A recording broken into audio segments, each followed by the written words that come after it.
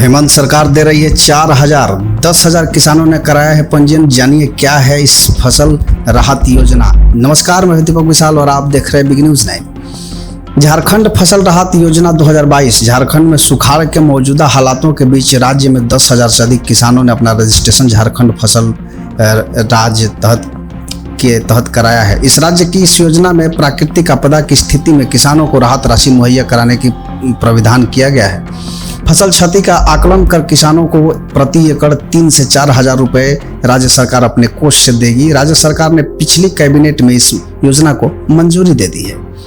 झारखंड राज्य फसल राहत योजना के तहत 27 जुलाई तक कुल 8,666 किसानों ने अपना रजिस्ट्रेशन कराया है। वहीं इस योजना के तहत 1,860 किसानों ने अपना आवेदन भी दाखिल कर दिया है।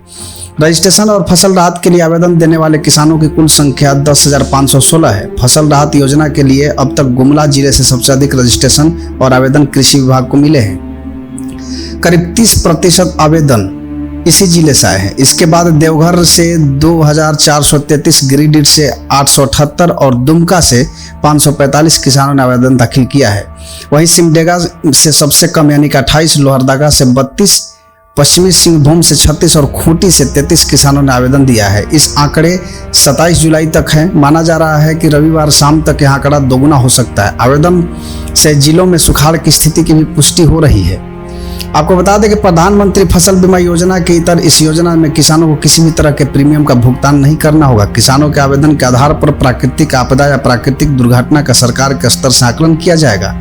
30 से 50% फसल क्षति पर 3,000 रुपए और 50% से अधिक क्षति पर 4,000 रुपए देने की यह अधिकतम 5 एकड़ के लिए होगा। स्पष्ट है कि किसानों को फसल क्षति के रूप में अधिकतम 15,000 से 20,000 रुपए मिल सकेंगे। किसानों को यह राशि डीबीटी के माध्यम से सीधे उनके खातों में दी जाएगी। रजिस्ट्रेशन की प्रक्रिया ऑनलाइन पूरी करनी होगी।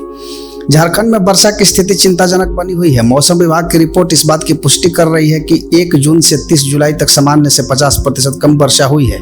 सामान्य तौर पर इन 2 माह में 499 मिलीमीटर से अधिक वर्षा होती है, लेकिन 30 जुलाई तक महज 251.9 मिलीमीटर बारिश की राज्य में रिकॉर्ड की गई है, जो कि 50% के विचलन को दर्शाता है। राज्य के तकरीबन सभी जिलों की स्थिति चिंताजनक बनी हुई है, जिसका फसलों पर सीधा असर पड़ रहा है। संथाल, चतरा व पाकुड़ में सर्वाधिक 75% विचलन, जामताड़ा में 72%, गोड्डा में 69%, गढ़वा और पलामू में 63% विचलन पिछले 2 माह में रिकॉर्ड किया गया है। तो अब हेमंत सरकार ने किसानों को एक बड़ा तोहफा के रूप में ये दिया है कि जिन किसानों का फसल बर्बाद हो जाता है वो आवेदन करके सीधे बिना प्रीमियम भरे ये राशि प्रदान कर सकते हैं। तो ये एक झारखंड सरकार की बेहतरीन चीज़ें हैं जो झारखंड फसल राहत योजना 2022 जो हेमंत सरकार ने ये शुरू किया है। इससे किसानों को फसलों के नुकसान पर उनका मुआवजा डायरेक्ट उनके खाते में मिल जाएगा और इसके लिए किसी भी तरह की प्रीमियम नहीं भरनी पड़ेगी। अब तक केंद्र सरकार में जो फसल बीमा योजना था उसके लिए किसानों को प्रीमियम भरना पड़ता था, तब जाकर के उसका लाभ मिलता था, लेकिन झारखंड सरकार ने उससे बेहतर ये योजना बना करके किसानों के लिए राहत की बात की है। तो ऐसे तमाम खबरों को हम लेकर के आते रहेंगे। झारखंड की खबर देखने के लिए आप हमारे चैनल को जल्दी से सब्सक्राइब करें और ज़्यादा से ज़्यादा लोगों तक शेयर करें, चूँकि ये जानकारी ज़्यादा लोगों के लिए लाभान्वित करने लायक हो सके।